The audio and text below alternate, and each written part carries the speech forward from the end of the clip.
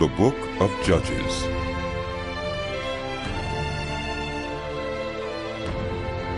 After the death of Joshua, the Israelites asked the Lord, "Who of us is to go up first to fight against the Canaanites?" The Lord answered, "Judah shall go up. I have given the land into their hands." The men of Judah then said to the Simeonites, their fellow Israelites, "Come up with us into the territory allotted to us, to fight against the Canaanites. We in turn will go with you into yours." So the Simeonites went with them. When Judah attacked, the Lord gave the Canaanites and Perizzites into their hands, and they struck down 10,000 men at Bezek. It was there that they found Adonai-Bezek and fought against him, putting to rout the Canaanites and Perizzites. Adonai-Bezek fled, but they chased him and caught him, and cut off his thumbs and big toes. Then Adonai-Bezek said, 70 kings, with their thumbs and big toes cut off, have picked up scraps under my table. Now God has paid me back for what I did to them." They brought him to Jerusalem, and he died there. The men of Judah attacked Jerusalem also and took it. They put the city to the sword and set it on fire. After that, Judah went down to fight against the Canaanites living in the hill country, the Negev, and the western foothills. They advanced against the Canaanites living in Hebron, formerly called Kiriath Arba, and defeated Sheshai, Ruhaimond, and Talmai. From there they advanced against the people living in Debir, formerly called Kiriath Sepher. And Caleb said, "I will give my daughter Axa in marriage to the man who attacks and captures Kiriath Sepher." Othniel, son of Kenaz, Caleb's younger brother, took it. So Caleb gave his daughter Axa to him in marriage. One day when she came to Othniel, she urged him to ask her father for a field. When she got off her donkey, Caleb asked her, "What can I do for you?" She replied, "Do me a special favor. Since you have given me land in the Negev, give me also springs of water." So Caleb gave her the upper and lower springs. The descendants of Moses' father-in-law, the Kenite, went up from the city of palms with the people of Judah to live among the inhabitants of the desert of Judah in the Negev near Arad. Then the men of Judah went with the Simeonites, their fellow Israelites, and attacked the Canaanites living in Zephath, and they totally destroyed the city. Therefore it was called Hormah. Judah also took Gaza, Ashkelon, and Ekron, each city with its territory. The Lord was with the men of Judah. They took possession of the hill country, but they were unable to drive the people from the plains because they had chariots fitted with iron. As Moses had promised, Hebron was given to Caleb, who drove from it the 3 sons of Anak.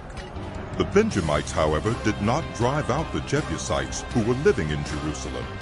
To this day, the Jebusites live there with the Benjamites. Now the tribes of Joseph attacked Bethel, and the Lord was with them.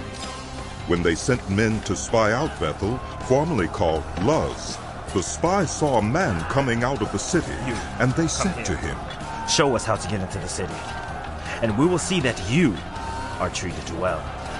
So he showed them, and they put the city to the sword, but spared the man and his whole family. He then went to the land of the Hittites, where he built a city and called it Luz, which is its name to this day. But Manasseh did not drive out the people of Bethshan, or Taanach, or Dor, or Ibleam, or Megiddo, and their surrounding settlements, for the Canaanites were determined to live in that land. When Israel became strong, they pressed the Canaanites into forced labor, but never drove them out completely. Nor did Ephraim drive out the Canaanites living in Gezer, but the Canaanites continued to live there among them. Neither did Zebulun drive out the Canaanites living in Kitron or Nahalal. So these Canaanites lived among them, but Zebulun did subject them to forced labor. Nor did Asher drive out those living in Acco or Sidon, or Olive, or Oxib, or Helba, or Aphek, or Rehob. The Asherites lived among the Canaanite inhabitants of the land because they did not drive them out. Neither did Naphtali drive out those living in Beth-Shemesh or Beth-Anath. But the Naphtalites too lived among the Canaanite inhabitants of the land, and those living in Beth-Shemesh and Beth-Anath became forced laborers for them. The Amorites confined the Danites to the hill country, not allowing them to come down into the plain. And the Amorites were determined also to hold out in Mount Heres, Aijalon, and Shealbim. But when the power of the tribes of Joseph increased, they too were pressed into forced labor. The boundary of the Amorites was from Scorpion Pass to Selah and beyond. The angel of the Lord went up from Gilgal to Bochim and said, I brought you up out of Egypt and led you into the land I swore to give to your ancestors. I said, I will never break my covenant with you, and you shall not make a covenant with the people of this land, but you shall break down their altars. Yet you have disobeyed me. Why have you done this? And I have also said, I will not drive them out before you. They will become traps for you, and their gods will become snares to you.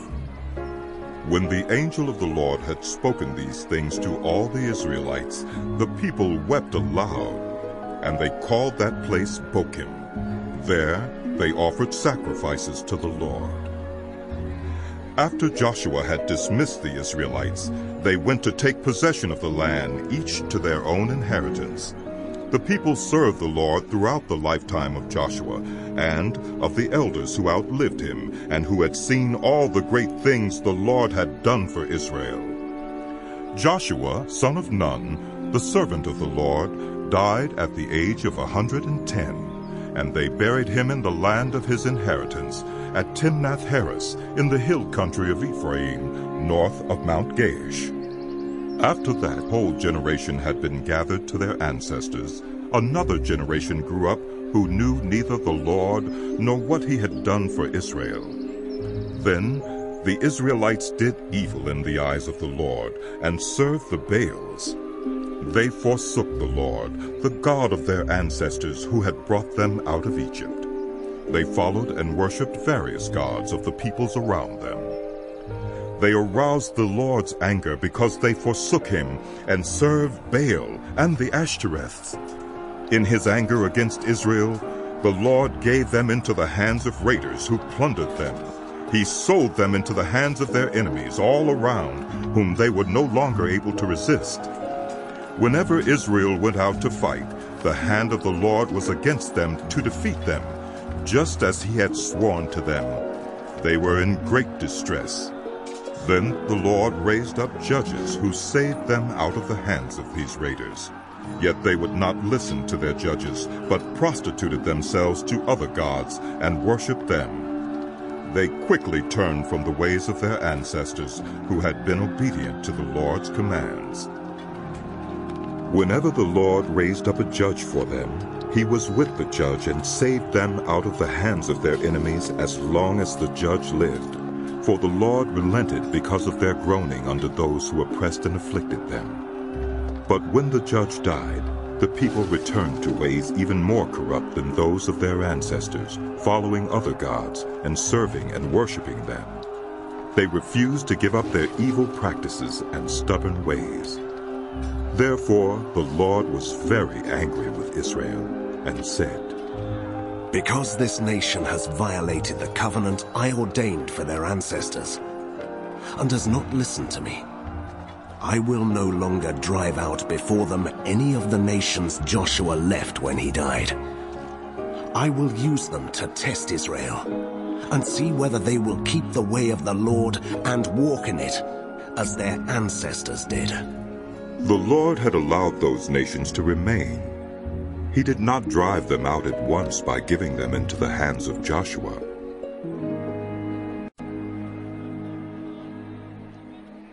These are the nations the Lord left to test all those Israelites who had not experienced any of the wars in Canaan.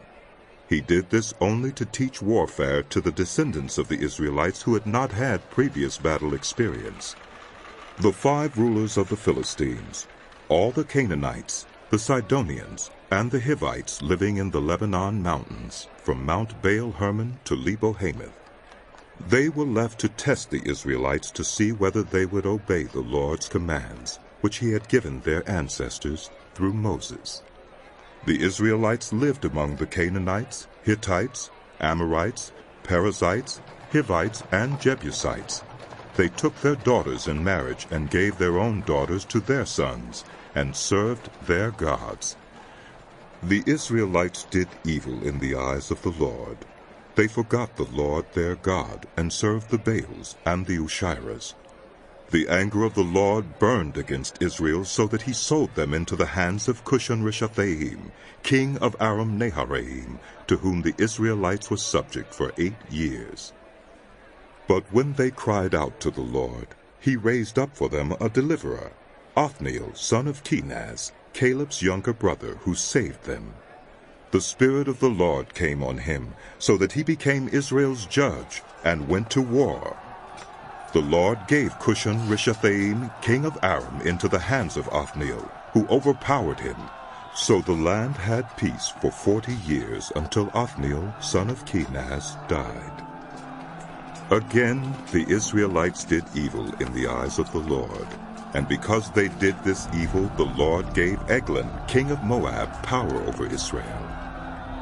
Getting the Ammonites and Amalekites to join him, Eglon came and attacked Israel, and they took possession of the city of palms. The Israelites were subject to Eglon, king of Moab, for 18 years. Again the Israelites cried out to the Lord, and he gave them a deliverer, Ehud, a left-handed man, the son of Gera the Benjamite. The Israelites sent him with tribute to Eglon, king of Moab. Now Ehud had made a double-edged sword, about a cubit long, which he strapped to his right thigh under his clothing. He presented the tribute to Eglon, king of Moab, who was a very fat man. After Ehud had presented the tribute, he sent on their way those who had carried it. But on reaching the stone images near Gilgal, he himself went back to Eglon and said, Your Majesty, I have a secret message for you. The king said to his attendants, Leave us! And they all left. Ehud then approached him while he was sitting alone in the upper room of his palace and said, I have a message from God for you. As the king rose from his seat, Ehud reached with his left hand, drew the sword from his right thigh, and plunged it into the king's belly. Even the handle sank in after the blade, and his bowels discharged. Ehud did not pull the sword out, and the fat closed in over it. Then Ehud went out to the porch. He shut the doors of the upper room behind him and locked them. After he had gone, the servants came and found the doors of the upper room locked. They said, He must be believing himself in the inner room of the palace. They waited to the point of embarrassment. But when he did not open the doors of the room, they took a key and unlocked them. There they saw their lord fallen to the floor, dead. While they waited, Ehud got away. He passed by the stone images and escaped to Seirah. When he arrived there, he blew a trumpet in the hill country of Ephraim, and the Israelites went down with him from the hills, with him leading them. Follow me, he ordered. For the Lord has given Moab, your enemy, into your hands. So they followed him down and took possession of the fords of the Jordan that led to Moab.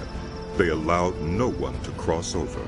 At that time they struck down about 10,000 Moabites, all vigorous and strong. Not one escaped. That day Moab was made subject to Israel, and the land had peace for 80 years. After Ehud came Shamgar, son of Anath, who struck down 600 Philistines with an ox goad. He too saved Israel. Again the Israelites did evil in the eyes of the Lord, now that Ehud was dead.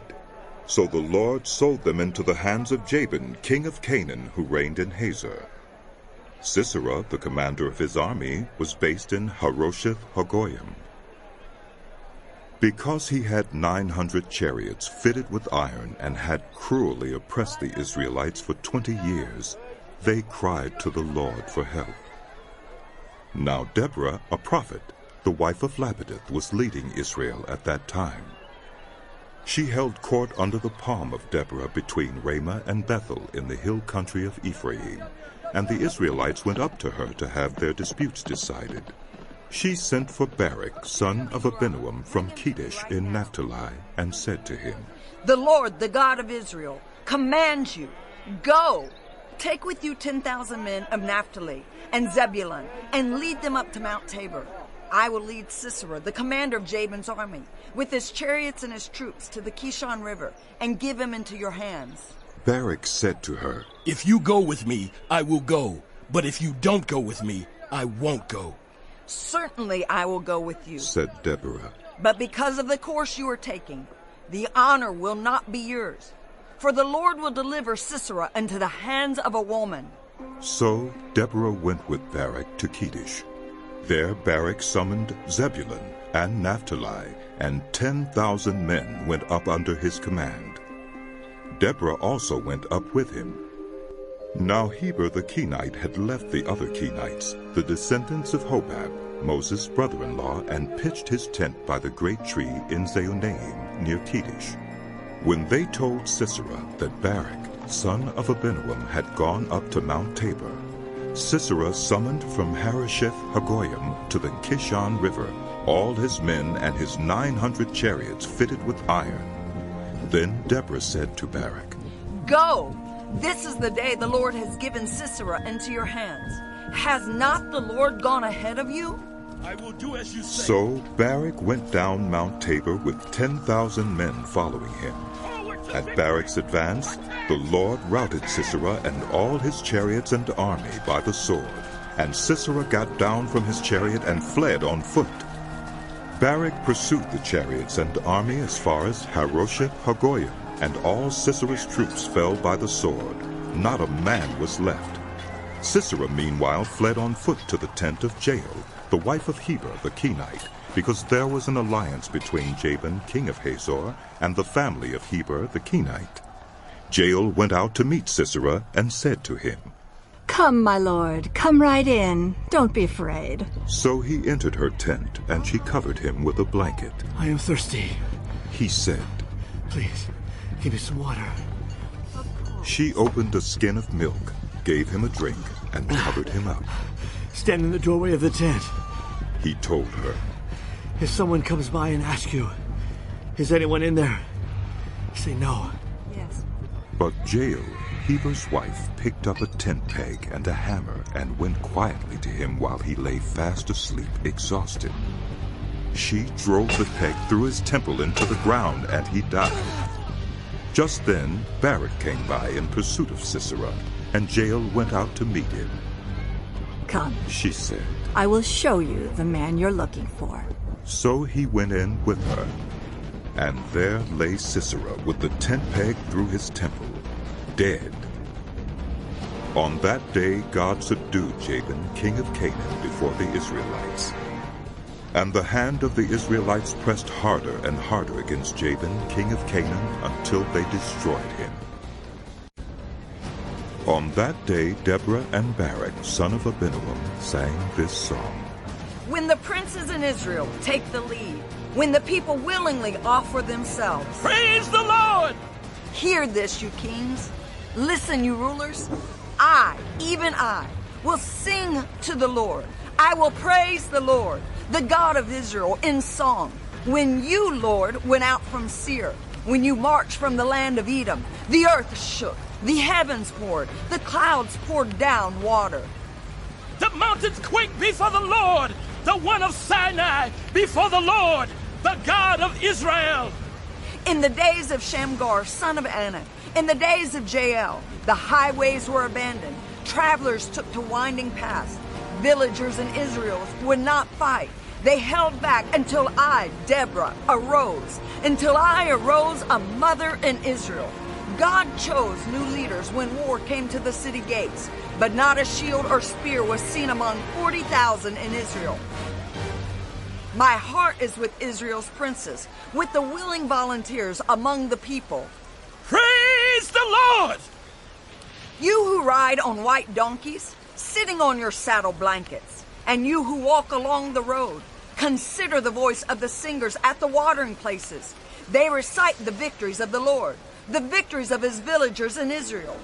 Then the people of the Lord went down to the city gates. Wake up! Wake up, Deborah! Wake up! Wake up! Break out in song! Arise, Barak. Take captive your captives, son of Abinoam. The remnant of the nobles came down. The people of the Lord came down to me against the mighty. Some came from Ephraim, whose roots were in Amalek. Benjamin was with the people who followed you. From Machir, captains came down. From Zebulun, those who bear a commander's staff. The princes of Issachar were with Deborah. Yes, Issachar was with Barak, sent under his command into the valley. In the districts of Reuben, there was much searching of heart. Why did you stay among the sheep pens to hear the whistling for the flocks? In the districts of Reuben, there was much searching of heart. Gilead stayed beyond the Jordan. And Dan, why did he linger by the ships? Asher remained on the coast and stayed in his coves. The people of Zebulun risked their very lives. So did Naphtali. On the terraced fields, kings came. They fought. The kings of Canaan fought. At Tanakh, by the waters of Megiddo, they took no plunder of silver. From the heavens, the stars fought. From the courses, they fought against Sisera. The river Kishon swept them away. The age-old river, the river Kishon. March on, my soul. Be strong. Then thundered the horses' hooves. Galloping, galloping, go his mighty steeds. Curse Miraz, said the angel of the Lord. Curse its people bitterly, because they did not come to help the Lord against the mighty. Most blessed of women be Jael, the wife of Heber the Kenite. Most blessed of tent-dwelling women. He asked for water, and she gave him milk. In a bowl fit for nobles, she brought him curdled milk. Her hand reached for the tent peg, her right hand for the workman's hammer. She struck Sisera. She crushed his head. She shattered and pierced his temple. At her feet he sank. He fell. There he lay. At her feet he sank. He fell. Where he sank, there he fell, dead. Through the window peered Sisera's mother. Behind the lattice she cried out, "Why is his chariot so long in coming? Why is the clatter of his chariots delayed?" The wisest of her ladies answer her. Indeed, she keeps saying to herself, are they not finding and dividing the spoils? A woman or two for each man, colorful garments as plunder for Sisera, colorful garments embroidered, highly embroidered garments for my neck, all this as plunder. So may all your enemies perish, Lord. But may all who love you be like the sun when it rises in its strength. Then the land had peace 40 years. The Israelites did evil in the eyes of the Lord, and for 7 years he gave them into the hands of the Midianites. Because the power of Midian was so oppressive, the Israelites prepared shelters for themselves in mountain clefts, caves, and strongholds. Whenever the Israelites planted their crops, the Midianites, Amalekites, and other eastern peoples invaded the country. They camped on the land and ruined the crops all the way to Gaza, and did not spare a living thing for Israel, neither sheep, nor cattle, nor donkeys. They came up with their livestock and their tents like swarms of locusts. It was impossible to count them or their camels. They invaded the land to ravage it. Midian so impoverished the Israelites that they cried out to the Lord for help. When the Israelites cried out to the Lord because of Midian, he sent them a prophet who said, "This is what the Lord, the God of Israel, says. I brought you up out of Egypt, out of the land of slavery. I rescued you from the hand of the Egyptians, and I delivered you from the hand of all your oppressors. I drove them out before you and gave you their land. I said to you, I am the Lord your God. Do not worship the gods of the Amorites, in whose land you live. But you have not listened to me. The angel of the Lord came and sat down under the oak in Ophrah that belonged to Joash, the Abiezrite, where his son Gideon was threshing wheat in a winepress to keep it from the Midianites. When the angel of the Lord appeared to Gideon, he said, "The Lord is with you, mighty warrior." "Pardon me, my lord." Gideon replied, "But if the Lord is with us, why has all this happened to us? Where are all his wonders that our ancestors told us about when they said, 'Did not the Lord bring us up out of Egypt?' But now the Lord has abandoned us and given us into the hand of Midian." The Lord turned to him and said, "Go in the strength you have, and save Israel out of Midian's hand. Am I not sending you?" "Pardon me, my lord," Gideon replied, "but how can I save Israel? My clan is the weakest in Manasseh, and I am the least in my family." The Lord answered, "I will be with you, and you will strike down all the Midianites, leaving none alive." Gideon replied, "If now I have found favor in your eyes, give me a sign that it is really you talking to me. Please do not go away until I come back and bring my offering and set it before you." And the Lord said, "I will wait until you return." Gideon went inside, prepared a young goat, and from an ephah of flour he made bread without yeast. Putting the meat in a basket and its broth in a pot, he brought them out and offered them to him under the oak. The angel of God said to him, "Take the meat and the unleavened bread, place them on this rock, and pour out the broth." And Gideon did so. Then the angel of the Lord touched the meat and the unleavened bread with the tip of the staff that was in his hand. Fire flared from the rock, consuming the meat and the bread, and the angel of the Lord disappeared. When Gideon realized that it was the angel of the Lord, he exclaimed, "Alas, sovereign Lord, I have seen the angel of the Lord face to face." But the Lord said to him, "Peace, do not be afraid. You are not going to die." So Gideon built an altar to the Lord there and called it, "The Lord is Peace." To this day it stands in Ophrah of the Abiezrites. That same night the Lord said to him, "Take the second bull from your father's herd, the one 7 years old. Tear down your father's altar to Baal, and cut down the Asherah pole beside it. Then build a proper kind of altar to the Lord your God on the top of this height. Using the wood of the Asherah pole that you cut down, offer the second bull as a burnt offering."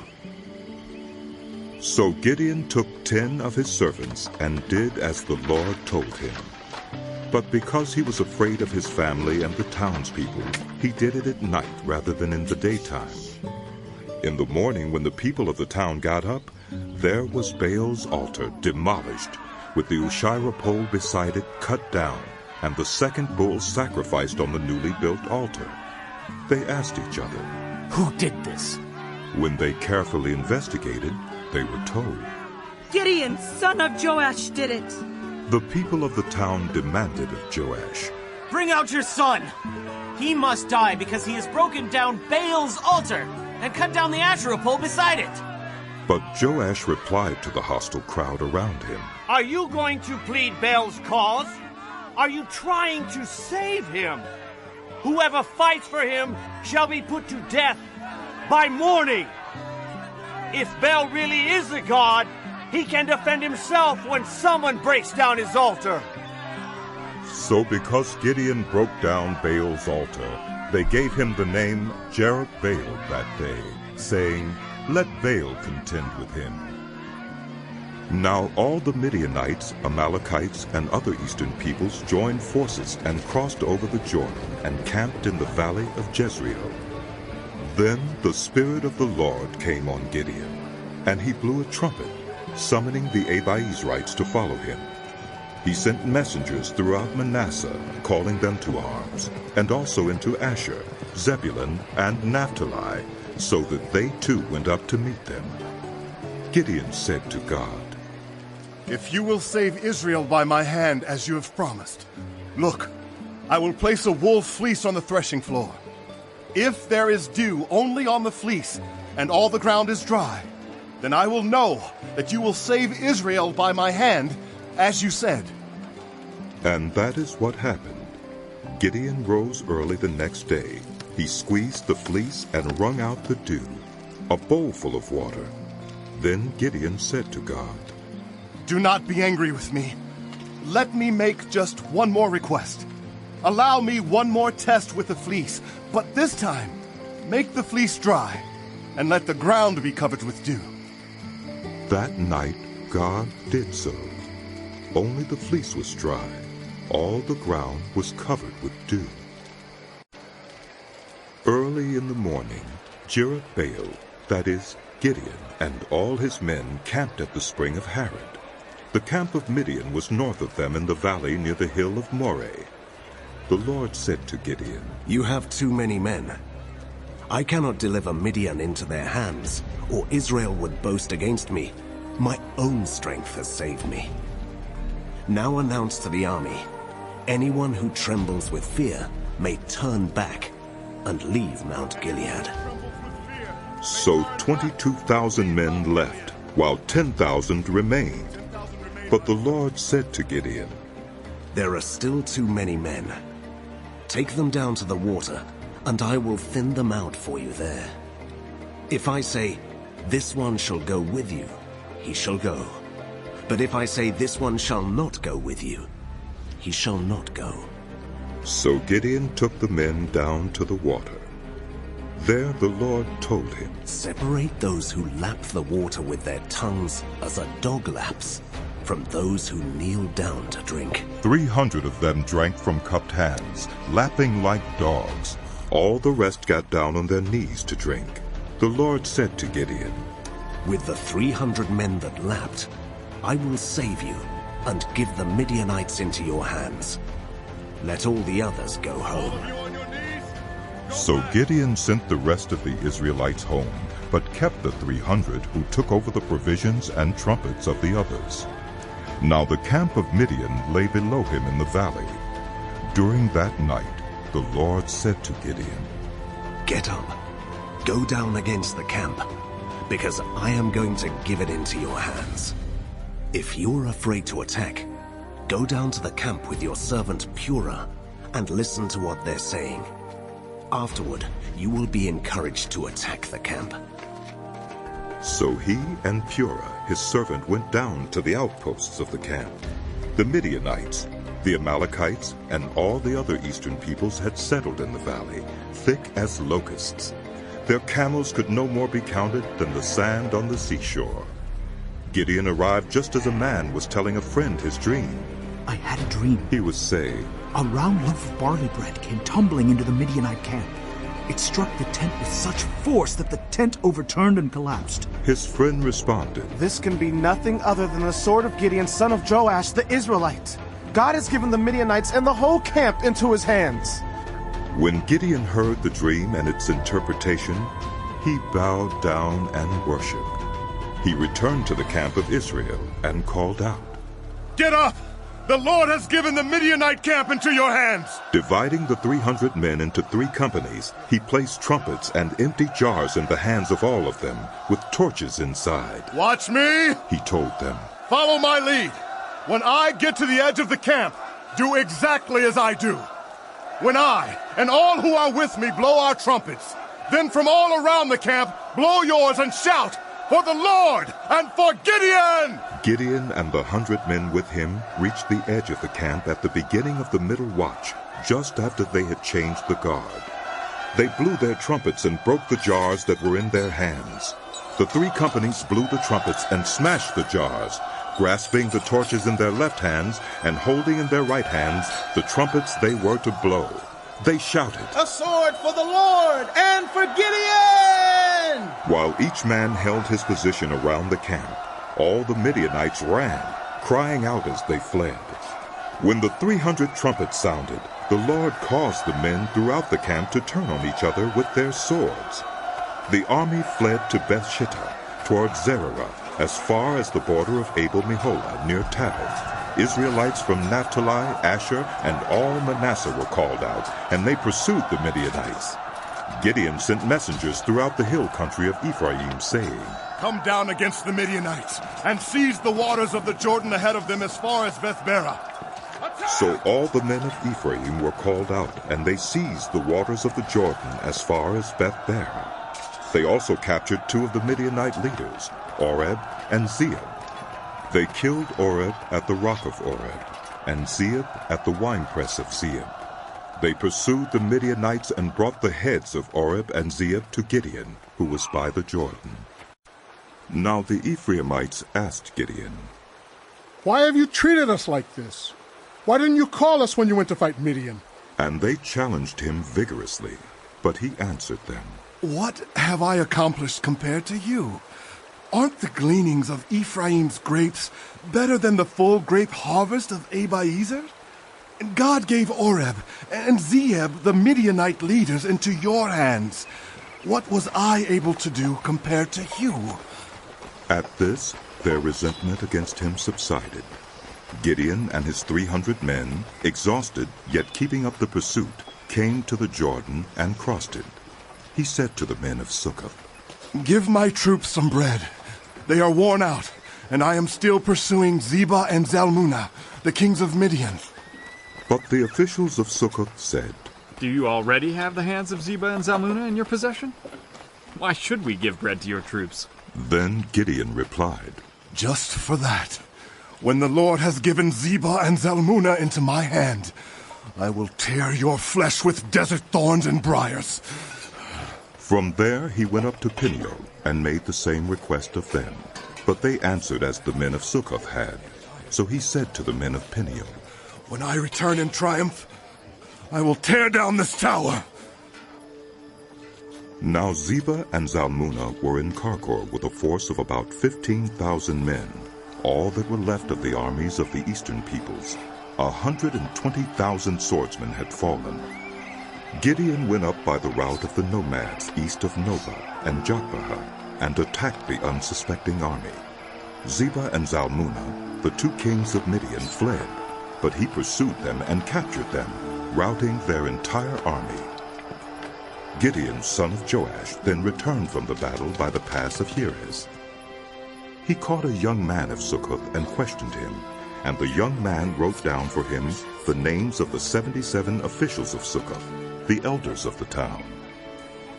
Then Gideon came and said to the men of Succoth, "Here are Zebah and Zalmunna, about whom you taunted me by saying, 'Do you already have the hands of Zebah and Zalmunna in your possession?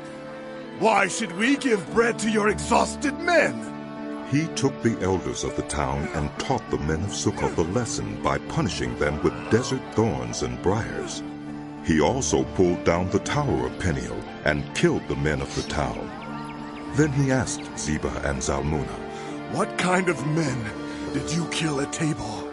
"Men like you," they answered, "each one with the bearing of a prince." Gideon replied, "Those were my brothers, the sons of my own mother. As surely as the Lord lives, if you had spared their lives, I would not kill you." Turning to Jether, his oldest son, he said, "Kill them!" But Jether did not draw his sword because he was only a boy and was afraid. Zebah and Zalmunna said, "Come, do it yourself. As is the man, so is his strength." So Gideon stepped forward and killed them, and took the ornaments off their camels' necks. The Israelites said to Gideon, "Rule over us, you, your son, and your grandson, because you have saved us from the hand of Midian." But Gideon told them, "I will not rule over you, nor will my son rule over you. The Lord will rule over you." And he said, "I do have one request, that each of you give me an earring from your share of the plunder." It was the custom of the Ishmaelites to wear gold earrings. They answered, "We'll be glad to give them." So they spread out a garment, and each of them threw a ring from his plunder onto it. The weight of the gold rings he asked for came to 1,700 shekels, not counting the ornaments, the pendants and the purple garments worn by the kings of Midian, or the chains that were on their camels' necks. Gideon made the gold into an ephod, which he placed in Ophrah, his town. All Israel prostituted themselves by worshiping it there, and it became a snare to Gideon and his family. Thus Midian was subdued before the Israelites and did not raise its head again. During Gideon's lifetime, the land had peace 40 years. Jerubbaal, son of Joash, went back home to live. He had 70 sons of his own, for he had many wives. His concubine who lived in Shechem also bore him a son, whom he named Abimelech.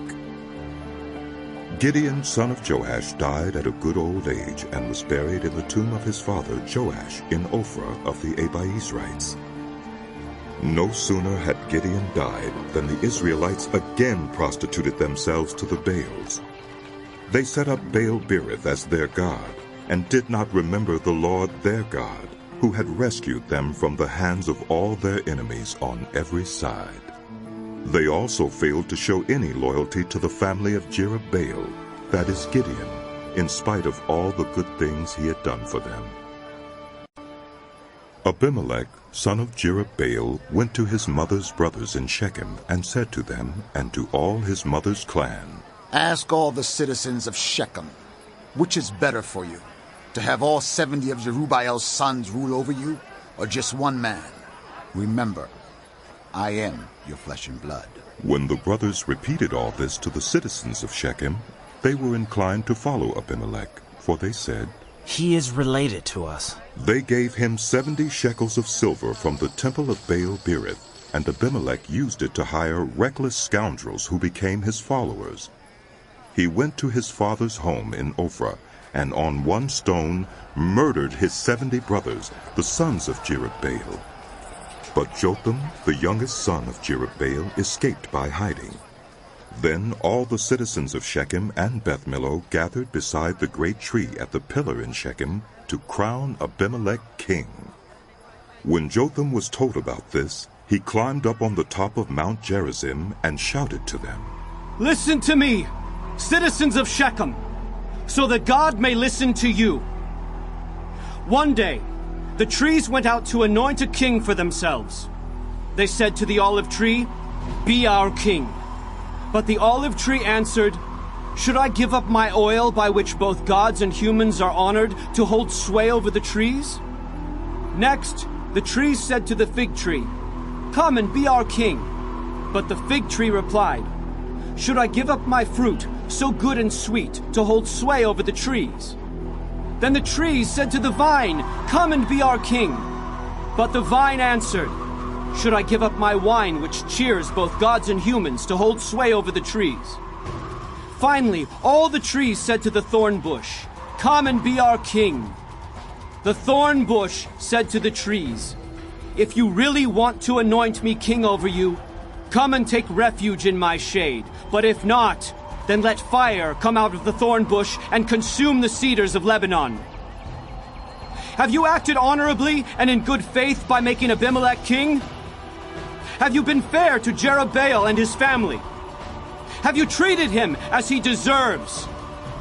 Remember that my father fought for you and risked his life to rescue you from the hand of Midian.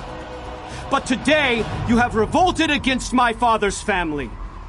You have murdered his 70 sons on a single stone and have made Abimelech, the son of his female slave, king over the citizens of Shechem because he is related to you.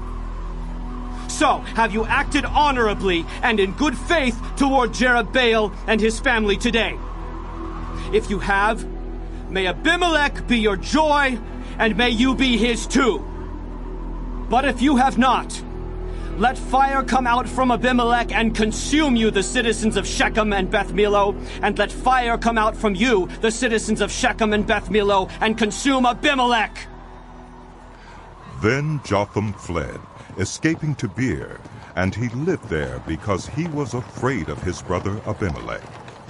After Abimelech had governed Israel 3 years, God stirred up animosity between Abimelech and the citizens of Shechem, so that they acted treacherously against Abimelech. God did this in order that the crime against Jerubbaal's 70 sons, the shedding of their blood, might be avenged on their brother Abimelech and on the citizens of Shechem who had helped him murder his brothers. In opposition to him, these citizens of Shechem set men on the hilltops to ambush and rob everyone who passed by, and this was reported to Abimelech. Now Gaal, son of Ebed, moved with his clan into Shechem, and its citizens put their confidence in him. After they had gone out into the fields and gathered the grapes and trodden them, they held a festival in the temple of their god.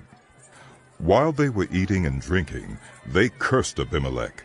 Then Gaal, son of Ebed, said, "Who is Abimelech, and why should we Shechemites be subject to him? Isn't he Jerubbaal's son, and isn't Zebul his deputy? Serve the family of Hamor, Shechem's father. Why should we serve Abimelech? If only this people were under my command, then I would get rid of him. I would say to Abimelech, 'Call out your whole army.'" When Zebul, the governor of the city, heard what Gaal, son of Ebed, said, he was very angry. Under cover he sent messengers to Abimelech, saying, "Gaal, son of Ebed, and his clan have come to Shechem and are stirring up the city against you. Now then, during the night you and your men should come and lie in wait in the fields. In the morning at sunrise, advance against the city. When Gaal and his men come out against you, seize the opportunity to attack them." So Abimelech and all his troops set out by night and took up concealed positions near Shechem in 4 companies. Now Gaal, son of Ebed, had gone out and was standing at the entrance of the city gate just as Abimelech and his troops came out from their hiding place. When Gaal saw them, he said to Zebul, "Look, people are coming down from the tops of the mountains." Zebul replied, "You mistake the shadows of the mountains for men." But Gaal spoke up again. "Look, people are coming down from the central hill, and a company is coming from the direction of the diviner's tree." Then Zebul said to him, "Where is your big talk now, you who said, 'Who is Abimelech that we should be subject to him?' Aren't these the men you ridiculed? Go out and fight them." So Gaal led out the citizens of Shechem and fought Abimelech. Abimelech chased him all the way to the entrance of the gate, and many were killed as they fled. Then Abimelech stayed in Arumah, and Zebul drove Gaal and his clan out of Shechem. The next day the people of Shechem went out to the fields, and this was reported to Abimelech. So he took his men, divided them into 3 companies, and set an ambush in the fields. When he saw the people coming out of the city, he rose to attack them. Abimelech and the companies with him rushed forward to a position at the entrance of the city gate. Then 2 companies attacked those in the fields and struck them down. All that day Abimelech pressed his attack against the city until he had captured it and killed its people. Then he destroyed the city and scattered salt over it. On hearing this, the citizens in the tower of Shechem went into the stronghold of the temple of El-Berith. When Abimelech heard that they had assembled there, he and all his men went up Mount Zalmon. He took an axe and cut off some branches, which he lifted to his shoulders. He ordered the men with him, "Quick, do what you have seen me do." So all the men cut branches and followed Abimelech. They piled them against the stronghold and set it on fire with the people still inside. So all the people in the tower of Shechem, about 1,000 men and women, also died. Next Abimelech went to Thebes and besieged it and captured it. Inside the city, however, was a strong tower to which all the men and women, all the people of the city, had fled. They had locked themselves in and climbed up on the tower roof. Abimelech went to the tower and attacked it. But as he approached the entrance to the tower to set it on fire, a woman dropped an upper millstone on his head and cracked his skull.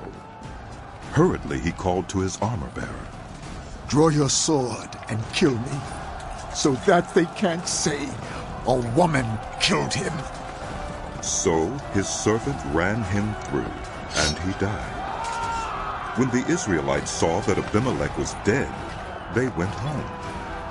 Thus God repaid the wickedness that Abimelech had done to his father by murdering his 70 brothers.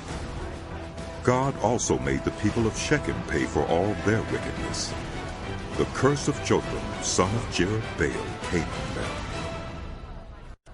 After the time of Abimelech, a man of Issachar named Tola, son of Puah, the son of Dodo, rose to save Israel. He lived in Shamer, in the hill country of Ephraim. He led Israel 23 years, then he died and was buried in Shamer. He was followed by Jair of Gilead, who led Israel 22 years. He had 30 sons who rode 30 donkeys. They controlled 30 towns in Gilead, which to this day are called Havoth-Jair. When Jair died, he was buried in Canaan. Again the Israelites did evil in the eyes of the Lord. They served the Baals and the Ashtoreths, and the gods of Aram, the gods of Sidon, the gods of Moab, the gods of the Ammonites, and the gods of the Philistines. And because the Israelites forsook the Lord and no longer served him, he became angry with them. He sold them into the hands of the Philistines and the Ammonites, who that year shattered and crushed them. For 18 years they oppressed all the Israelites on the east side of the Jordan in Gilead, the land of the Amorites. The Ammonites also crossed the Jordan to fight against Judah, Benjamin, and Ephraim. Israel was in great distress. Then the Israelites cried out to the Lord. We have sinned against you, forsaking our God and serving the Baals.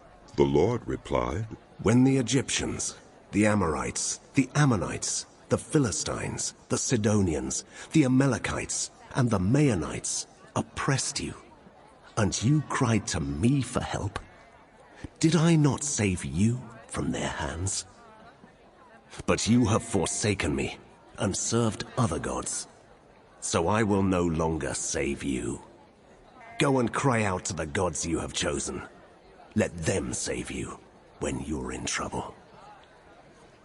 But the Israelites said to the Lord, We have sinned. Do with us whatever you think best. But please, rescue us now. Then they got rid of the foreign gods among them and served the Lord, and he could bear Israel's misery no longer. When the Ammonites were called to arms and camped in Gilead, the Israelites assembled and camped at Mizpah. The leaders of the people of Gilead said to each other, Whoever will take the lead in attacking the Ammonites will be head over all who live in Gilead. Jephthah, the Gileadite, was a mighty warrior. His father was Gilead. His mother was a prostitute. Gilead's wife also bore him sons, and when they were grown up, they drove Jephthah away. You are not going to get any inheritance in our family, they said, because you are the son of another woman. So Jephthah fled from his brothers and settled in the land of Tob, where a gang of scoundrels gathered around him and followed him. Some time later, when the Ammonites were fighting against Israel, the elders of Gilead went to get Jephthah from the land of Tob. Come, they said, be our commander, so we can fight the Ammonites. Jephthah said to them, Didn't you hate me and drive me from my father's house? Why do you come to me now when you're in trouble? The elders of Gilead said to him, Nevertheless, we are turning to you now. Come with us to fight the Ammonites, and you will be head over all of us who live in Gilead. Jephthah answered, Suppose you take me back to fight the Ammonites, and the Lord gives them to me. Will I really be your head? The elders of Gilead replied, The Lord is our witness. We will certainly do as you say. So Jephthah went with the elders of Gilead, and the people made him head and commander over them. And he repeated all his words before the Lord in Mizpah. Then Jephthah sent messengers to the Ammonite king with the question, What do you have against me, that you have attacked my country? The king of the Ammonites answered Jephthah's messengers, When Israel came up out of Egypt, they took away my land from the Arnon to the Jabbok, all the way to the Jordan. Now give it back peaceably. Jephthah sent back messengers to the Ammonite king, saying, This is what Jephthah says. Israel did not take the land of Moab, or the land of the Ammonites.